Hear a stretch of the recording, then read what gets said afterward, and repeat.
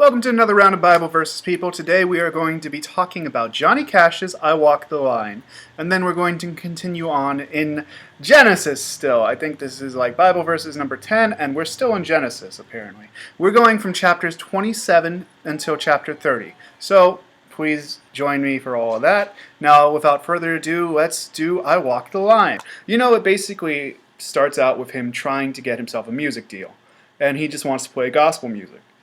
Well, fun thing about this song, which actually started his career, it was basically a gospel song, but the lyrics could have been sung to his wife instead of God. That's kind of how he thought about it. In fact, a lot of the lyrics are based on biblical references. Now, the opening line, "I keep a close watch on this heart of mine," is often he's watching over his heart because a lot of sin comes from man's heart, according to biblical verses. For example, in Matthew 15, verse 18, "But the things which proceed out of the mouth come forth out of the heart, and they defile the man. For out of the heart comes forth evil thoughts, murders, adulteries, fornication, theft, false witness, railings." So essentially, that line is saying that he wants to keep a watch over his heart to stay away from sin. You know, he's walking the line between being a good person and being a sinner. It's also relative to his wife because he's trying to say, I want to stay devoted. It works in both ways. And a lot of these gospel songs have that overall tones. Now, we can also see a couple things. In 1975, Cash admitted that his aim with I Walk the Line was to write something that says I'm going to be true not only to those who believe in me and depend on me, but to myself and God. A song that might give courage to others as well as myself. In 2003, the year he died, he told the LA Times, "Sam never knew it, but I Walk the Line was my first gospel hit." Well, you know, you gotta do what you gotta do to make music. Anyway, that's Johnny Cash's I Walk the Line. It's biblical roots. Now, we'll continue on from our Bible verses section. So, where we left off, we just finished talking more about Isaac and Esau and Jacob. Now, on chapter 27, this is another famous story I actually remember from being younger. Isaac is getting older. He's losing the vision in his eyes, and he calls forward his oldest son, Esau, which I've learned is how you pronounce it, and told him, "Bring me back some savory meat, bring me back some venison, and I will give you my blessing." Now, when Isaac tells this to Esau, Isaac's wife Rebekah overhears this and tells Jacob, "Hey, your father just told your brother to come back and we'll give him his blessing." Well, Rebekah tells Jacob to go and get some meat and bring it back. Bring 2 young goats back specifically. And then we'll trick your father and get his blessing. Now, Jacob at first is like, "No, it's not going to work. He's going to curse me instead." And Rebekah tells him specifically, "If he curses you, let it be upon me." In 27 verse 13, "And his mother said unto him, Upon me be thy curse, my son. Only obey my voice and go fetch me them." And then Jacob goes out and he gets the goats and he brings it back to his mother. His mother makes the food for Isaac. And then she actually takes the skin or the fur from the goats and places it on his neck, Jacob's neck, and arms. So he could trick his father because Jacob was not hairy and Esau was very hairy. Now, Jacob goes to Isaac and manages to fool him completely. And Jacob receives Esau's blessing that he's going to inherit the land and his seed is going to be like the dust of the earth and it's going to be huge and he's going to like rule the nation. Now, after Isaac goes away, Esau finally comes back with the meat and realizes that Jacob stole his birthright and then he stole his blessing from his father. And Isaac tells him, "I don't have any more blessings for you, essentially. I need you to protect your brother." And this makes Esau full of rage, obviously. So he's going to kill Isaac. And Rebekah hears this and tells...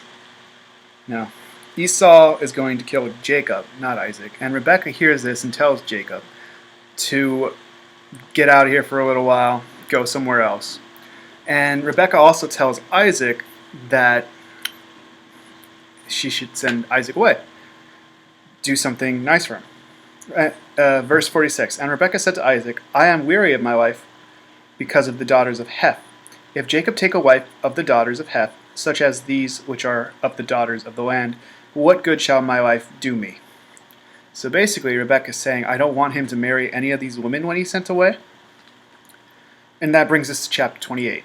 In chapter 28, Isaac tells Jacob to go off into the land where his father was, and to find himself a wife from those people instead of the people who they are living with. And when Esau hears that, he goes and he finds a wife from the people who they don't like, pretty much out of spite.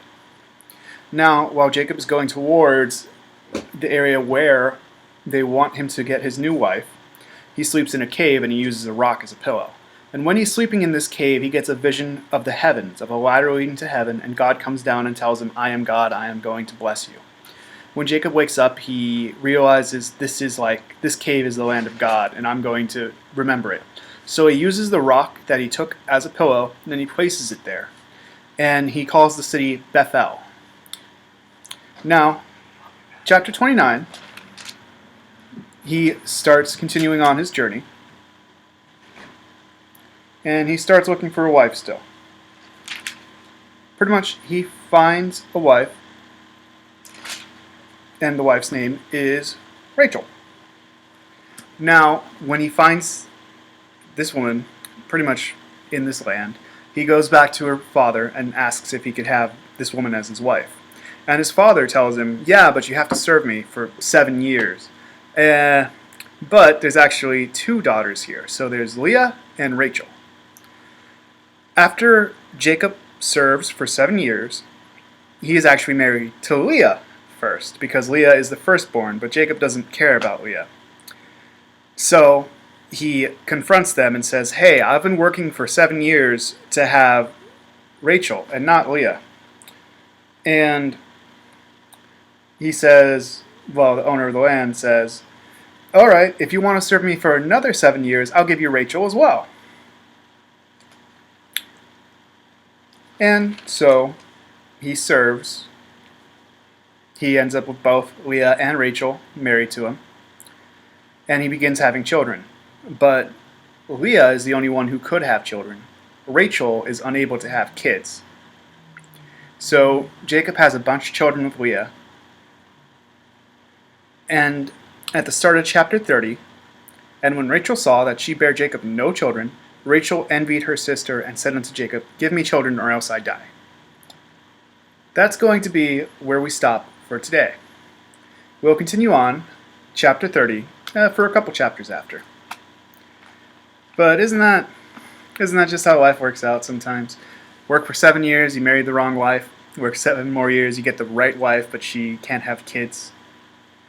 It's kind of divine justice in a way, but Jacob is blessed and he will have children. Anyway, that's our Bible verse for today. I hope you enjoyed these stories.